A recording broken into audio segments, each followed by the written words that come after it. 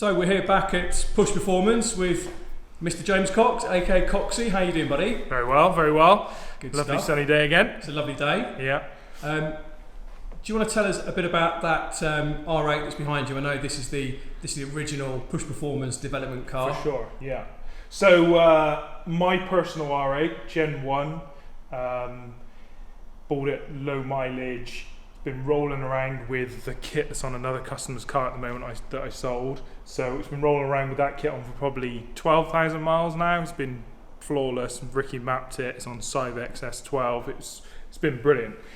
But obviously times we need to upgrade. 960 brake that it was running for all of that time was not enough. So we've still got the stock motor in it at the minute. We've just started stripping it down. Ricky is building me a fully forged motor, linered block, the whole shebang at REPerformance at the moment. I've just taken delivery of my full sequential box with billet center plate to take the extra horsepower. So super excited about running that so we can get rid of the R-tronic but still have super fast gearbox instead of having DCT or anything like that. So a sequential box, pretty serious stuff. yeah, this build has escalated somewhat from trying to keep some sort of budget. I think when we first built this car, because you obviously went out with Ricky in it, I think when we first talked, it was, the goal was to build 1,000 horsepower for 100 grand, I think, to have like a daily 1,000 horsepower car pretty much. So we've done that. That can be done pretty easily, especially now with the R8 prices as low as they are for a V10. It's quite relatively easy to get 950 brake now in a kit. So so this is the next step for us to get to sort of 1,500 horsepower consistently with a gearbox that can take it. We obviously need to upgrade a couple of bits. It's got billet shafts in it as well. That's obviously going to go in the build. But yeah, this should hopefully move us forward for. Showcasing what we can do, really. Yeah. So yeah, the cool thing is with this build is we are going to do something a little different because we can't compete with the Americans. The Americans are next level on performance, and for some reason we always seem to be held back here in the UK for doing that. So we've come up with a little bit of an engineering exercise that we're obviously sequential box. We build turbo kit, so we obviously have to have a twin turbo kit on it, but also we're going to decide to compound charge it. So we've also bought the biggest supercharger that ES Motors make, and they've come in with us and obviously set us up with a kit. So we're going to literally build hopefully the world's first compound charged V10. So you heard it here first. Yeah, that's the plan. I mean, some people have talked about it, but they've never actually done it. They've had a conversation about it. We just thought for an engineering exercise, it's good fun. It also does eliminate the lag because when you do go up massive frame turbos, there is an element of lag. And to be fair, the main purpose of the build is for me to have a cool track day car that we can, actually use. So this should hopefully tick all those boxes, as well as have the atmosphere and the hypercar experience of all the noises and all of the pops and stuff. So yeah, we're pretty excited about getting this build underway.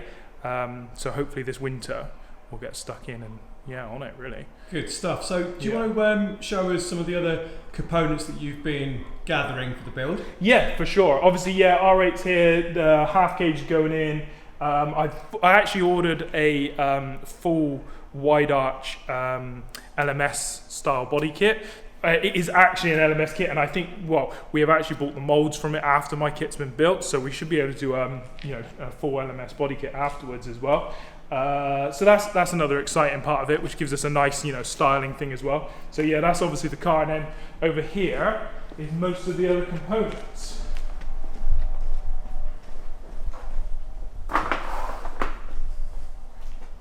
Yeah, so we've got couple of upgrades. Obviously you're going to need, first and foremost, to attach the new gearbox to the engine. Nice new TILTON clutch. It should hold 1,500 foot-pounds pretty easily. That's a serious bit of clutch. Yeah, it's a serious bit of clutch. These things do need some serious clutch power. Obviously the exciting bits for all of us stuff are the massive 76-75 precision mirror image turbos, which are absolute works of art. So they should definitely help with getting the performance around the 1700 horsepower mark. We're on the data side. Hopefully the supercharger will be flying around 1,000 because we've ordered the ES helped us with development with the supercharger kit for them, so we should be running the smallest pulley they've ever made to fit on a car, and then along with these, so we literally should hopefully eliminate most of the lag permanently. To be fair, we should have 1,000 horsepower at the supercharger, and then these should easily do the top end next 500-600 horsepower without even breaking a sweat. I think these are specs on their own for nearly 1,000 horsepower each. Wow. So we should be well in turboed, so to speak. Yeah. And then obviously upgrades over for extra cooling and stuff is obviously we've gone much bigger on our charge cooler. If this is the stock one that flows, sort of, we can get we can push 1,200 horsepower through the pair of those, and obviously I've gone a little bit bigger with these absolute monsters. You've gone XXL. Yeah, so they should help out a great deal. The only hard bit is actually fitting it all in the engine bay is going to be tricky, but that's for another video. That's another video. Yeah, okay. For sure. What other components? When we go for extra fuel, we need different lower inlets because the Gen 1 doesn't have secondary fuel injectors. We need lowers. So the Gen 2 and the Huracan Lamborghini have different lowers. So ordered those for the supercharger kit because that's built for the Gen 2 engine, which obviously Ricky's building me anyway. New exhaust is pretty much full length. I don't think we're going to end up, we'll just probably put a tip on it. So they're 4-inch. And then I've got to make a custom inlet manifold to go onto the supercharger. So I bought these really trick, in fact the boys at Ram Air have done some development work with these, and they put me onto these. There's a company in Sweden, bought these really trick inlet manifolds. So they're going to be the new inlet manifolds for the top of the supercharger. Good stuff. Yeah, and so that's pretty much the kit really. There we go. Without all of the greasy bits, but air pump for quick shifter on the gearbox. So you've been accumulating these parts for quite a while now? Yeah, pretty much just before lockdown. I think I was buying as many bits as I could. Yeah, pretty much. Don't think the missus is happy. She wants to start building another house, but building an R8 instead. It's much more important. Can sleep in an R8. I don't know what she's worried about. Good stuff. So when are you hoping to get the build together? To be fair, I wanted to get the build done this year. Yeah. That's obviously not happened, as you can see. It's in 10,000 bits all over the workshop.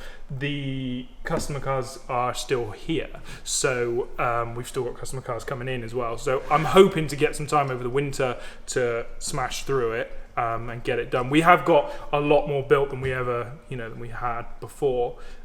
It's just there's always something you add on to it. Say the body kit wasn't a plan to start with. I also started building some suspension upgrades for my car, so we've got other bits going on with that. But yeah, I think I would like to say summer next year it should be rolling out, done, dusted and tested. Hopefully that's the plan. That's both what me and Ricky have talked about doing. So Ricky will be controlling the Syvecs. We have to run a S12 Syvecs ECU on it, just because they communicate great with the Gen 1, and we've run a few of them now on a couple of customer cars, and they have been brilliant. So that's where we'll be running on the old girl.